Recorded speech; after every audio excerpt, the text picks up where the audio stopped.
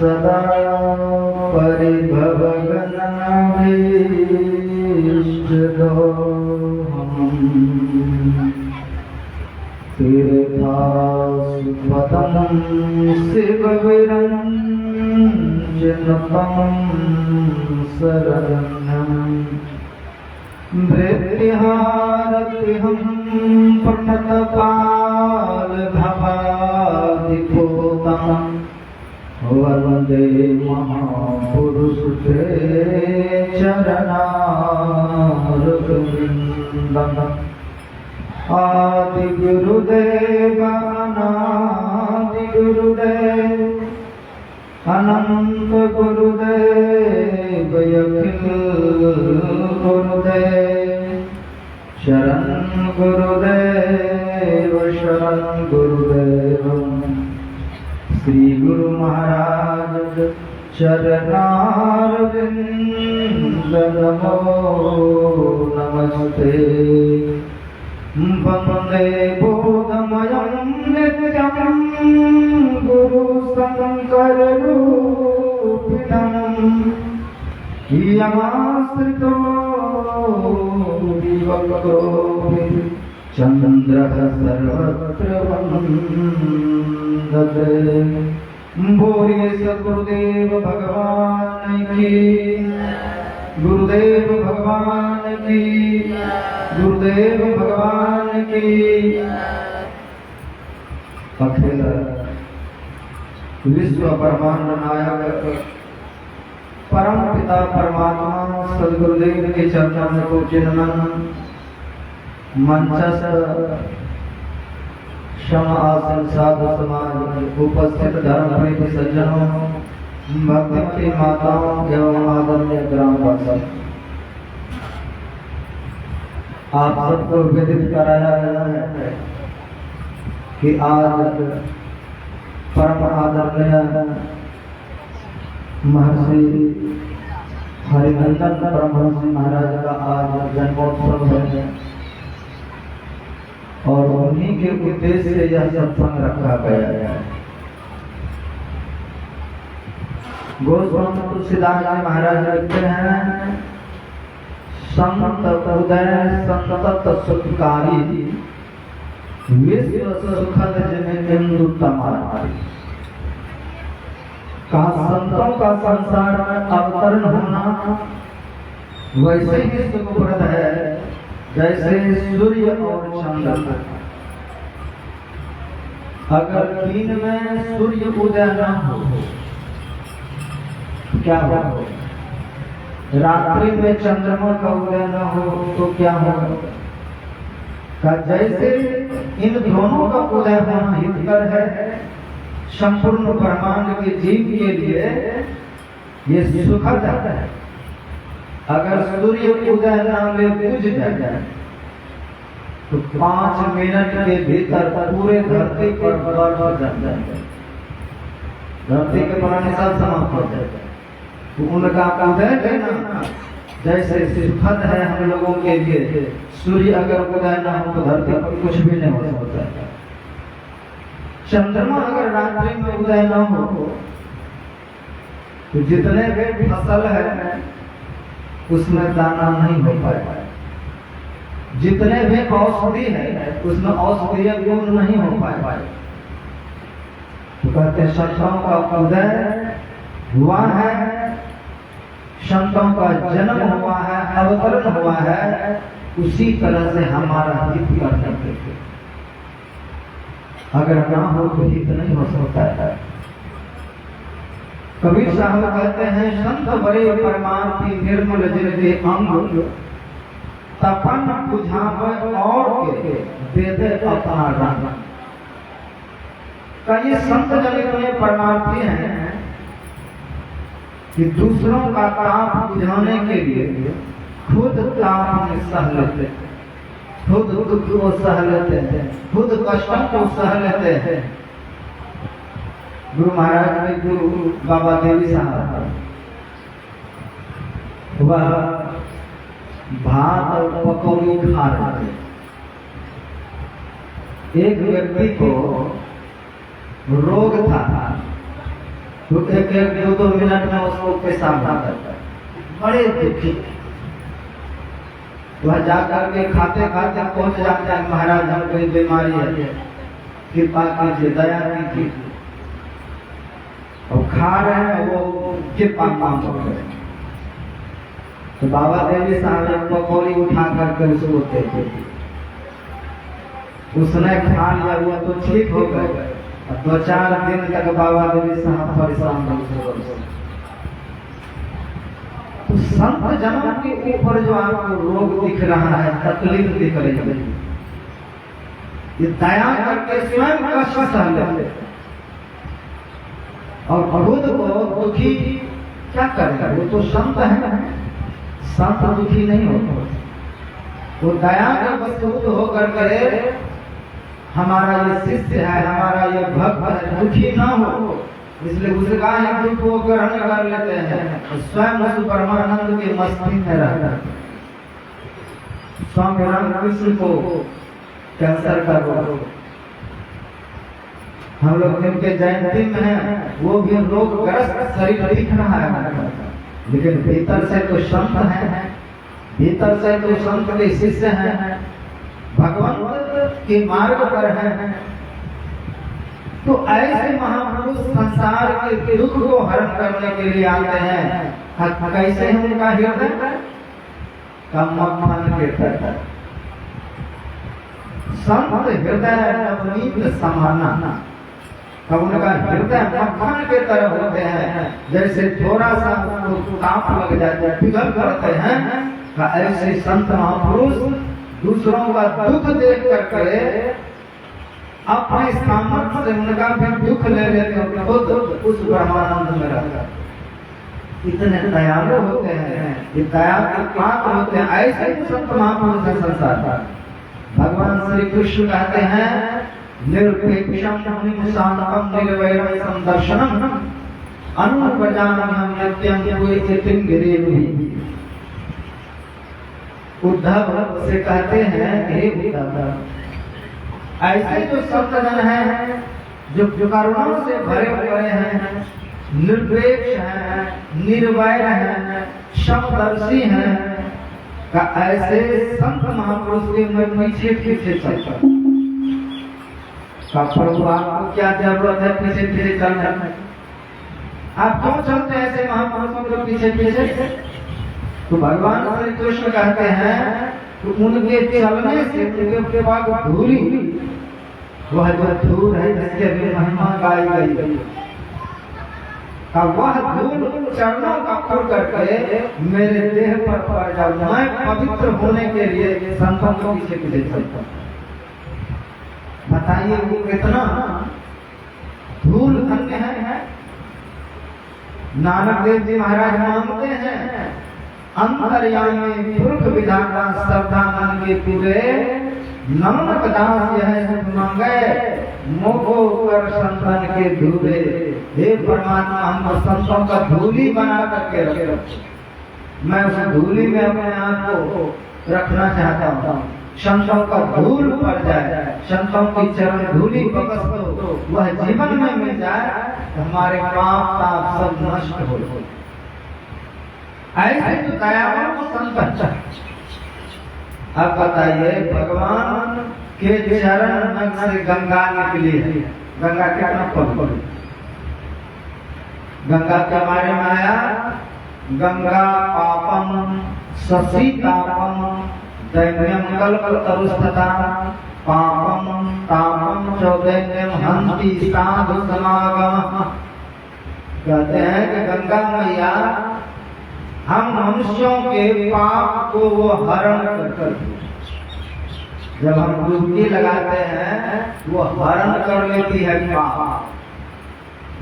रात्रि में चंद्रमा जब अपने कला से युक्त होकर के उदय होते हैं, 16 कला से युक्त,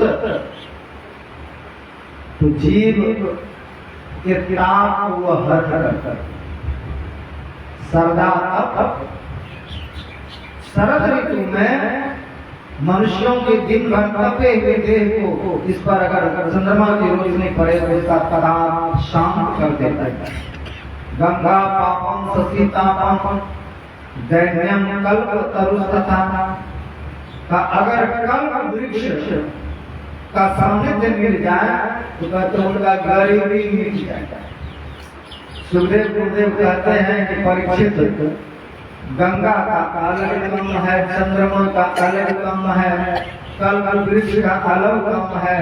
कहते हैं ये तीनों काम अगर पूर्ण संत सदगुरु के शरण में जीव चला जाए तो अकेले संत महापुरुष तीनों काम कर सकेगा। आपका पाप भी हर लेगा, आपका ताप भी हरण कर लेगा, आपकी दीनता भी दूर कर देंगे। ऐसे संत महापुरुष जो हमारे लिए हितकारी हैं, उनके वचनों पर चलना हमारा कर्म है। गोस्वामी जी ने दो तरह की बात लिखा था। एक कहते हैं गुरु बिन हो ही ज्ञान, कहा बिना गुरु के ज्ञान किसी को नहीं हो सकता। दूसरे जगह लिखते हैं कि अगर ब्रह्मा भी आपको गुरु मिल जाए, जो गुरु मिले बिरंज सम मूर्ख हृदय नचे, जगत के सुधा वर्षहि जलत फूल ही फल ही।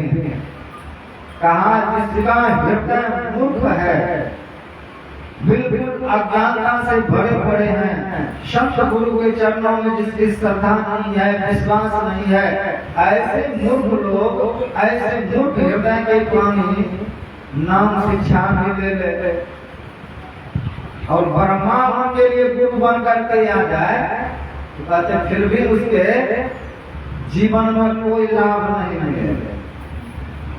कैसे नहीं मिलेगा?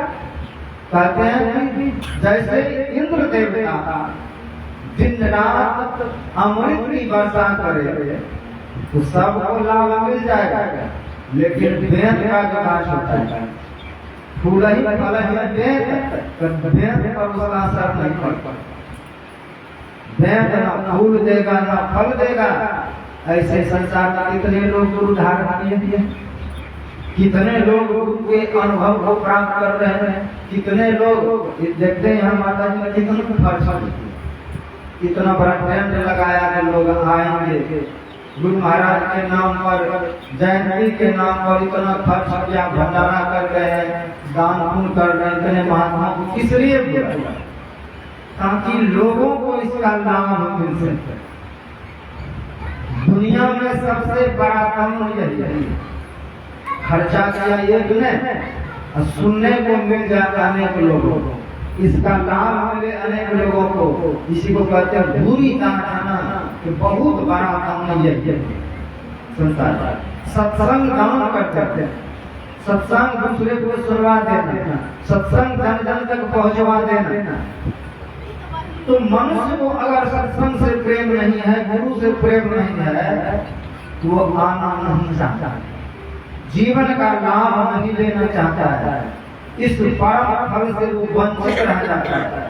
उसी को कहा मूर्ख हृदय न चेत, मूर्ख हृदय चेत नहीं कर सकता। और होगा क्या परिणाम? ऐसे लोग गुरु दीक्षा लेकर के भी गुरु के आज्ञा को सदैव टालता है।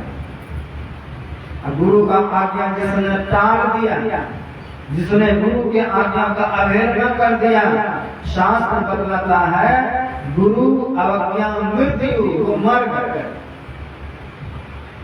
आपने दीक्षा लिया, भजन नहीं कर रहे हैं, धीरे धीरे पाप की ओर चले जाएंगे और पूरे पापी हो जाएंगे।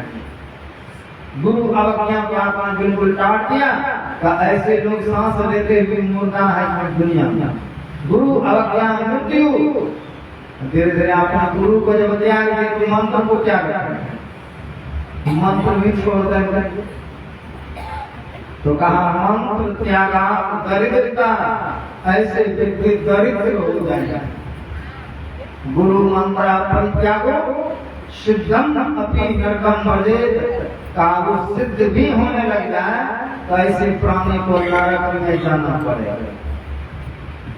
तो ऐसे महापुरुषों के हम लोग शिष्य हैं, जिसने इस धरती पर आकर के इतने बड़े ज्ञान मोक्ष की ओर जाने वाला रास्ता हम लोगों को दिखाया है। हम लोग ना जाएं, हम लोग नाम नाम लेकर के भी भजन ना करें, सत्संग ना करें, इस मार्ग पर ना चले, तो फिर गुरु का कोई कसर नहीं, फिर गुरु का कोई दोष नहीं होगा। कबीर साहब का क्या गुरु बेचारा क्या कर, जब सत्य है वहीं चुप। तो इतना आपको सुविधा मिल रही है कि आपको एक पैसा खर्च ना करके सुनिए, समझिए, जीवन में उतारिए। इतना भी जब नहीं कर पा रहे भजन और सत्संग, क्या करेंगे जीवन में? ये सब अनुकूल परिस्थिति है जीवन के लिए। आपके सामने सब चीज है, बस आइए और सुन लीजिए, आइए और समझिए अपने आप को। जो व्यक्ति समझने के लिए तैयार नहीं है, जो सुनने के लिए तैयार नहीं है, वो क्या करे? मुझसे होगा कुछ?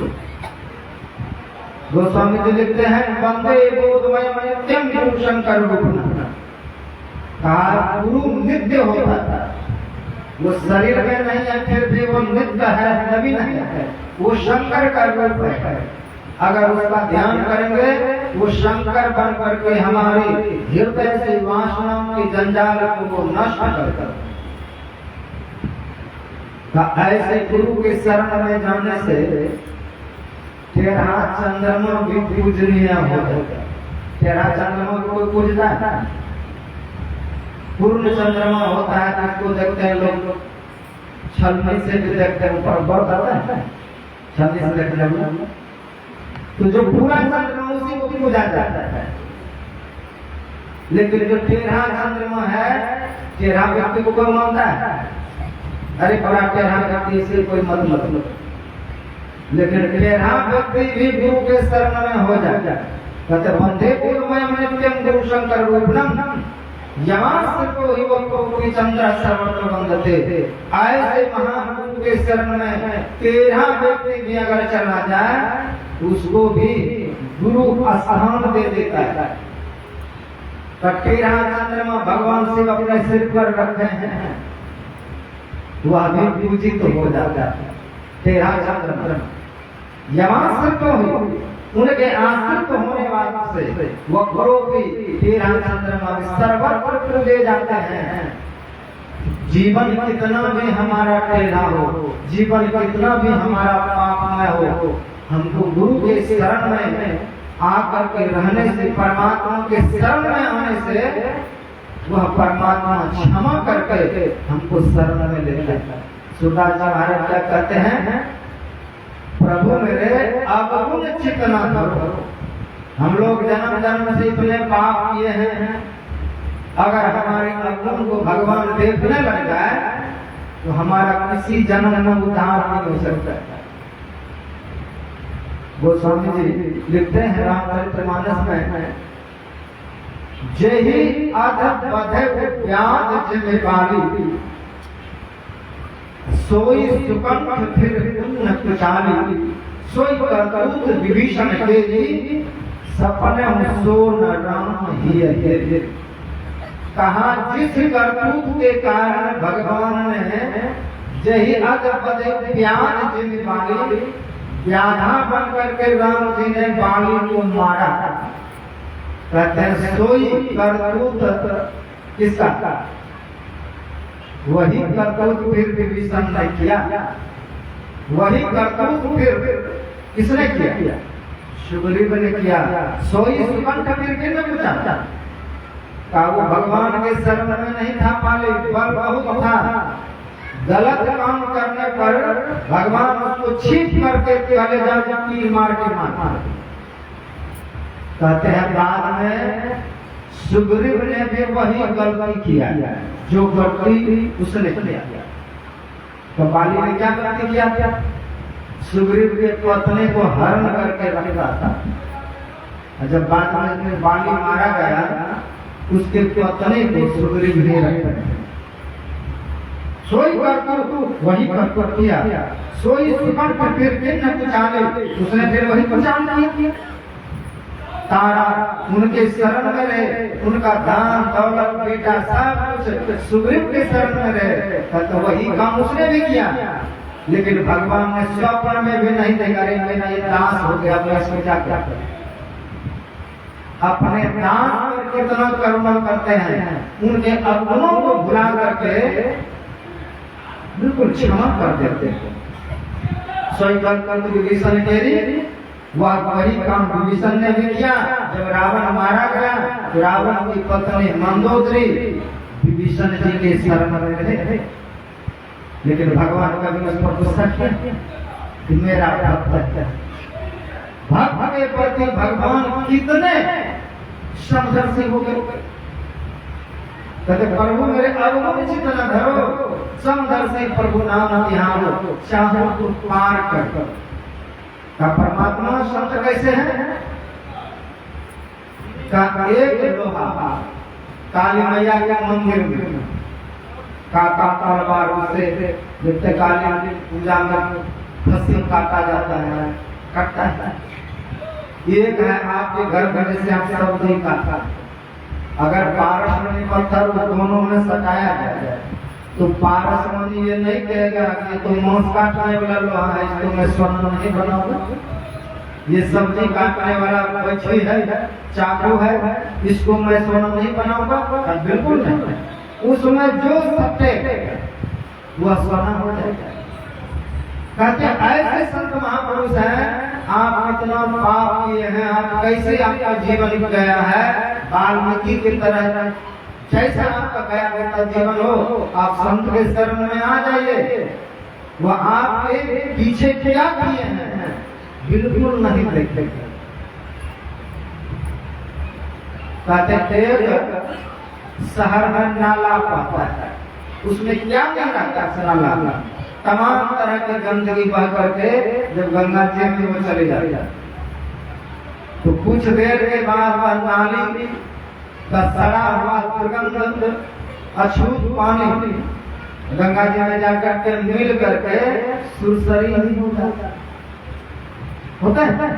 वही थोड़ी दूर में जाकर के बिल्कुल गंगा अपने तरफ बना लेते हैं लोग, उसको कमंडल में भर के घर घर उनसे फिर पवित्र अपने आप को का जीवन आपका कैसा है नहीं है, इससे संत महापुरुषों को कोई लेना देना नहीं है। आप एक बार शरण में आइए। इसलिए भगवान श्री कृष्ण कहते थे सर्वधर्मान् परित्यज्य शरणं व्रज अहं त्वा सर्व पापेभ्यो मोक्षयिष्यामि मा शुचः। का कोई चिंता करने की बात नहीं है, बस एक बार शरण में आ जाओ और शरण में आने के बाद संपूर्ण पापों को तब त्याग, और जैसा भजन बताऊं उस तरह का भजन करो, जीवन में लाभ मिलेगा, जीवन में आनंद मिलेगा। तो ऐसे दयालु संत हैं, कितना बड़ा दयालु। अभी हम लोग पाठ में सुन रहे, बंदो गुरुपद गंज कृपा सिंधु नर रूप हरि महामोहतम कुंज जासु वचन विकर्ण कर।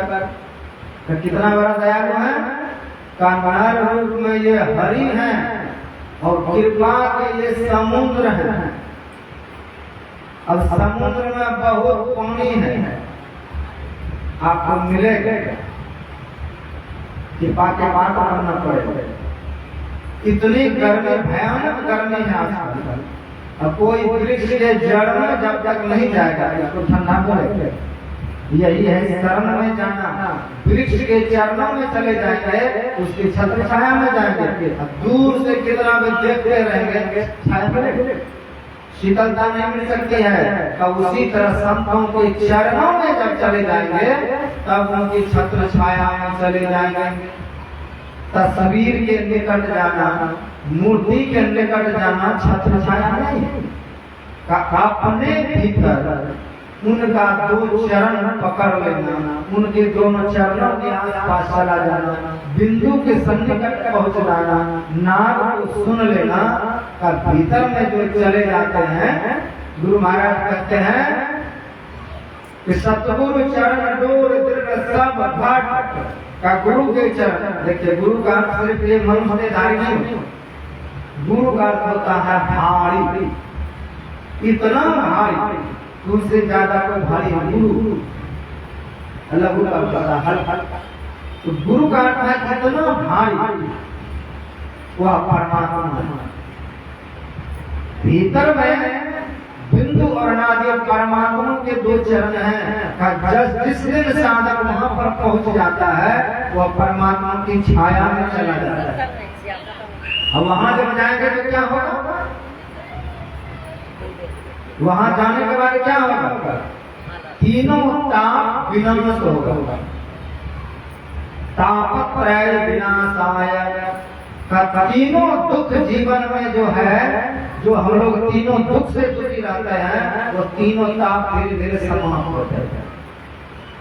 देह में जो ताप है, देहिक ताप को नष्ट कर देगा, भौतिक ताप नष्ट कर देगा। कोई देवता आपको दुखी नहीं कर सकता। देवता भी दुखी करता है।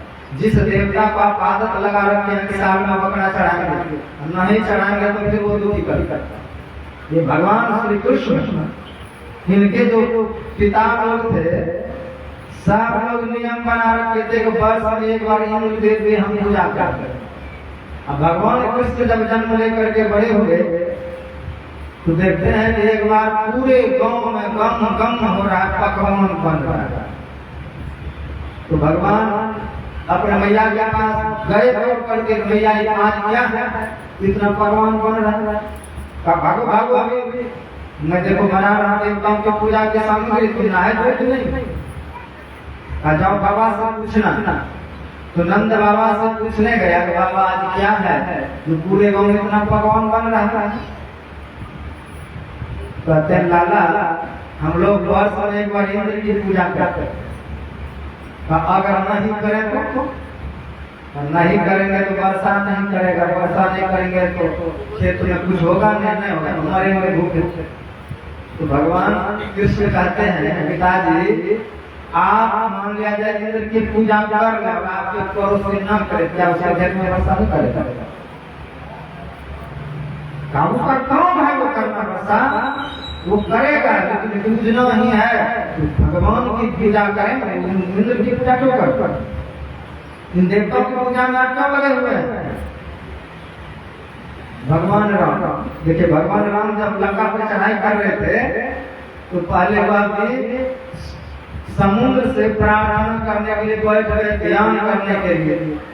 ध्यान करेंगे, समुद्र जब हमको आज्ञा देगा तो हम इस पर पुल बनाएंगे। 3 दिन बीत गया, समुद्र में कोई हलचल नहीं हुआ। लक्ष्मण जी क्रोध करते हैं, भैया ये क्या काम कर रहे हैं, देवता को मना रहे हैं। नाथ दैव पर कवन भरोसा, देवता भरोसा के लोग नहीं है, इसका भरोसा छोड़िए और धनुष बाण उठा के समुद्र को सुखाइए और सीधे पार हो जाइए। नाथ दैव पर कवन भरोसा, देवताओं पर क्या भरोसा कर रहे हैं, सीधा पार हो जाएंगे। यहाँ लक्ष्मण जी समझा रहे हैं भगवान राम को देवता भरोसा के योग नहीं है, और वहाँ भगवान कृष्ण अपने पिता को समझा रहे हैं इसकी पूजा छोड़िए, पूजा करनी है तो परब्रह्म की पूजा कीजिए। आज कर रहे हैं, कल छोड़ देंगे तो वही देवता को धमकी देंगे, वही आपको दुख पहुंचाएगा, वही दैविक दुख बन करके आएगा, वही कष्ट होगा। फिर कहेंगे हम ये करेंगे तब मेरा छूटेगा। देखो कोई रोग हो जाता है फिर माइलों कहते हैं छठ मैया ये चीज करेंगे, मेरा रोग हरण कर, वो ऐसा करते हैं। लेकिन जब सर्वसम्मत के शरण में आ जाएंगे तो कोई देवता आपको दुखी नहीं करेगा। तो भगवान ने पिताजी को समझा करके कहा पूजन ही करना है, भजन ही करना है, चलिए मेरे भगवान की पूजा कीजिए। जितना सामग्री बना हुआ था सब सामग्री ले जा करके और गिरिराज में जाकर के ये जो पर्वत है यही हमारे भगवान। भगवान कैसे करते मेरी पूजा? एक रूप से भगवान उस पर्वत में प्रकट हो गए और कहते लाओ भगवान जो कुछ लाए, सब पकवान लिया भगवान ने, उसके बदले में सबको कोई गिफ्ट दिया। तो अरे लाला तुम्हारा भगवान और तुम एक ही तरह में कैसे दिख रहे? तो भगवान कहते हैं भैया जिस गैया का दूध मैं पीता हूँ वही दूध उसको भी पिलाता, मेरे जैसा दूध हो गया। हम भगवान ने सबकी पूजा स्वीकार की। इंद्र को जब पता चला कि इस बार मेरी पूजा ब्रजवासी नहीं कर रहे हैं, बताइए भगवान का कर्म है कि एक बार पूजा नहीं किया तो सबको मार। जो प्रलय के समय में मेघ हाथी के बूंद की तरह बारिश करते हैं, उन प्रलयकारी 4 मेघों को आदेश दिया गया वृंदावन को दुआ करके सबको मार। और जो बारिश करने आए हैं सब जाकर के कन्हैया को धमकाते हैं कि तूने ही कहा था पूजा करने, अब देखो हम लोग मरेंगे, कौन बचाएगा? भगवान कहते हैं जिसकी पूजा की वही बचाएगा। सब लेकर के गिरिराज गए हैं और भगवान हंसते हंसते जैसे कोई गोबर छत्ता उखाड़ लेता है बच्चा, भगवान वैसे 7 कोस के पर्वत को उठाए और कंबुलिया अंगुल पर धारण किए, सब अंदर बुला लिए। और जितना दम था इंद्र में, जितना दम था मेघों में, उसने बारिश किया। चारों तरफ से शेषनाग गिर गए, ऊपर से सुदर्शन है। अगस्त जी को बुला लिए कि जो भी घूमने हैं सब आप पीते जाइए, एक बूंद भी किसी पर पानी नहीं पड़ने दिया।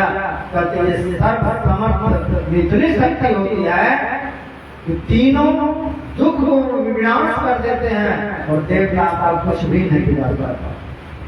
ताकत है विनाश है। ऐसे महापुरुषों के शरण में जाने से आपका तीनों ताप हरण हो जाता है। तो गुरु के शरणों में रहने वाले जो भक्तजन हैं, कष्ट आता हुआ दिखेगा, लेकिन यह कष्ट एक परीक्षा की निशानी हो सकती है। एक गुरु अपने शिष्य को पकाने के लिए भी इस तरह का परीक्षण लेता है। पुराणों में एक दृष्टांत आया, उपमन्यु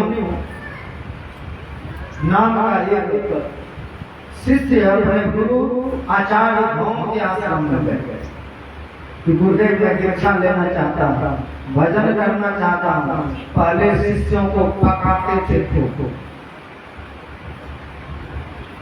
तो काम क्या है, गुरु के आश्रम में जाकर के जाओ गाय की सेवा करो। रोज सैकड़ों गायों को जंगल में चराने जाते थे और रोज शाम में लौट करके आते थे। और सुबह सुबह गांव में जाकर के भिक्षा मांग के लाते, गुरु को खिलाने स्वयं का दिन भर गाय चराते थे। तो एक दिन कहते हैं देखो उपमन्यु, तुम मेरे नाम से भिक्षा मांग करके लाते हो, इसलिए सब भिक्षा मुझे दे दिया करो, तुम मत खाओ भिक्षा, तुम मत खाओ। और वही किया, उपमन्यु भिक्षा मांग करके लाए, गुरु को आकर सब चल दे दिया। भूखे प्यासे वो गाय चराने चला गया। 2 दिन जब बीतते हैं तो पूछा अब कैसे तुम्हारा दिनचर्या चल रहा है? गुरुदेव आपको भिक्षा दे देता हूँ, फिर मैं जाकर भिक्षा मांग के ले आया। ये गलत बात। एक बार हम भिक्षा मांग ही लिए और दोबारा मत जाओ मांगने के लिए। तो दूसरे दिन से फिर भूखे सोने लगा। फिर 2 दिन के बाद पूछते हैं कि अब क्या खाते हो? गुरुदेव भूख जब लगती है तो गाय को दूध करके उसका दूध पी लेता हूँ जंगल में। क्या ये गलत बात है? गुरु की गैया है, बिना पूछे तो कैसे दूध दूध के पी लिए? क्या ये गलत बात? ऐसा नहीं करना चाहते। फिर 2-3 दिन बीता का, अब तुम कैसे अपना जीवन यापन करते हो? क्या गुरुदेव अब क्या करता हूँ, बछड़ा संग में ही जाता, बछड़ा दूध पीता है तो बछड़े के गाल में फेन आता है, उसी फेन को मैं काट लेता हूँ, फेन से आकर के जीवन बिता लेता हूँ। क्या ये गलत बात है? बछड़ा बड़े दयालु है, तुम पर दया करके वो सारा फेन बाहर निकाल देता होगा, तुम वही फेन फेंक करके रखते हो। क्या ऐसा करना गलत बात है? तब उपमन्यु का कुछ नहीं सूझा, भूख लगी और जंगल में आग का पत्ता खा लिया। आग का पत्ता खाया तो आंख गया, आँख खुल गया तो गाय के पीछे चलते चलते अंधकूप में गिर गया तो गाय चले आए। सब आश्रम जब चले आए, शाम का समय हो गया। अब अचानक हम आवाज लगाए, उपमन्यु कहाँ हो? लालटेन लेकर के पूरे जंगल खोजने निकला, कहाँ मेरा शिष्य हो गया? लगता है कहीं भूत के मारे, परीक्षा में हमारे आश्रम छोड़ के तो नहीं भागा। फिर भी ढूंढा तो कुएं से आवाज आया, गुरुदेव मैं तो कुआं में गिर गया हूँ। कुआं में कैसे गिर गया? आग का पत्ता खा लिया हूँ, टूट गया ऐसे। कहते हैं जो मैंने तुमको मंत्र दिया है उस मंत्र का तुम आह्वान करो और तुम्हारे सामने प्रकट होगा अश्वनी कुमार। तो कुआं के भीतर यह मंत्र जपने लगा तो अश्वनी कुमार प्रकट हुए और अश्वनी कुमार प्रकट होकर के औषधि बना करके दिया पी लो। कहा महाराज जब तक गुरु की आज्ञा नहीं होगा मैं इसको कैसे पीऊं? आँख उठने पर देवता आ गए हैं प्रसाद लेकर के, इसको तुम पालो, तुम बिल्कुल ठीक हो जाओगे। एक बार तुम्हारे गुरु को भी मैं दिया था, उसने तो गुरु की आज्ञा नहीं दिया, तुम बिल ऐसे पालो। कहा नहीं, जिस गुरु ने हमको यहाँ तक पहुँचाया है उनकी आज्ञा से, अब मैं जब तक उसकी आज्ञा नहीं होगा आपको दिया हुआ यह दवाई मैंने नहीं खाता था। तो ऊपर से गुरु कहते हैं अरे उपमन्यु अब खा लो दवाई खाया तो उसका आँख ठीक हो गई। आँख जब ठीक हो गया तो बाहर जब निकले तो गुरु बड़े प्रसन्न होकर के उसको हृदय से जब लगाया, जितने शास्त्र था, वेद था, पुराण था, सबका ज्ञान हृदय में उतारता। ये बात है गुरु के वचन पर जब शिष्य चलने लगता है, गुरु करुणा करके जो उनके पास होता है सब चीज सौंप देता है, अपने शिष्यों के हृदय में उड़ेल देता है। कहते ये गुरु प्रसन्न होकर के देते हैं। कहते उसी तरह समाज में, संसार में जिनके पास जो चीज है, पति के पास जो है पत्नी प्रसन्न कर देते, पति सब कुछ दे देता है। सास के पास जो है बहू उसको प्रसन्न कर ले तो सास सब कुछ दे देता है। ये प्रक्रिया, आप जिसको खुश कर लेंगे उनके पास जो चीज है वो सब आपका होता है। गुरु को खुश कर लेंगे, गुरु जहाँ तक जो कुछ जानता है अपने शिष्यों को दे देता है। का बेटा तुमको पढ़ना नहीं पड़ेगा, बिना पढ़े इतना दिन तुमको लगता होगा मैं गुरु जी की गाय चराते रहे, लेकिन आज मैं तुमको सब चीज दे दिया है, सब तरह का ज्ञान दे दिया है, आत्म ज्ञान उपलब्ध करा दिया है। तो ऐसे महान गुरु दया के समुद्र होते हैं जो शिष्य उनकी बातों पर चलने लग जाते हैं। गुरु उस पर दया करके सब कुछ समर्पित कर देते हैं। उसके पहले शिष्य को भी सब कुछ समर्पण करना पड़ता है। सब कुछ समर्पण कर गुरु की सेवा करनी चाहिए। तो आज का दिवस बड़े महत्वपूर्ण है कि आचार्य श्री का जन्मोत्सव मनाया गया। आज अलका घाट में जितने संत महापुरुष आए हुए बेग बांटा गया, भंडारा दिया गया, तमाम तरह की चीज बांटा गया। गुरु के जन्मदिन पर खुशियाँ होती है, इतने खर्च गुरु के नाम पर किया जाता है। तो हम लोग भी इसका आनंद यहाँ ले रहे हैं। जितने भी दीक्षित हैं, मैं भी कैलेंडर लाया हूँ, आज इस विषय में वह कैलेंडर आप सबको वितरण कर दूंगा। जो भक्तजन हैं उसको लेंगे और जो पढ़ने वाले हैं पुस्तक भी दिया जाएगा। ये संतों के नाम पर, गुरु के नाम पर वितरण होना चाहिए, संतों के नाम पर दान होना चाहिए, धर्म होना चाहिए, हृदय से खुल करके देना चाहिए, क्योंकि गुरु भी देते हैं। तो जो संत गुरु ऐसे देने वाले हैं उनके नाम पर भी देना चाहिए। उन्हीं के लिए जीवन मिला है, उसी के लिए सब चीज मिला है। सब कुछ समर्पण कर गुरु की सेवा करनी चाहिए। एक भजन के पश्चात आरती होगी। बोलिए सत्यदेव भगवान की जय। आरती के बाद एक एक कैलेंडर लेकर के जाएंगे। दीजिए भगवान।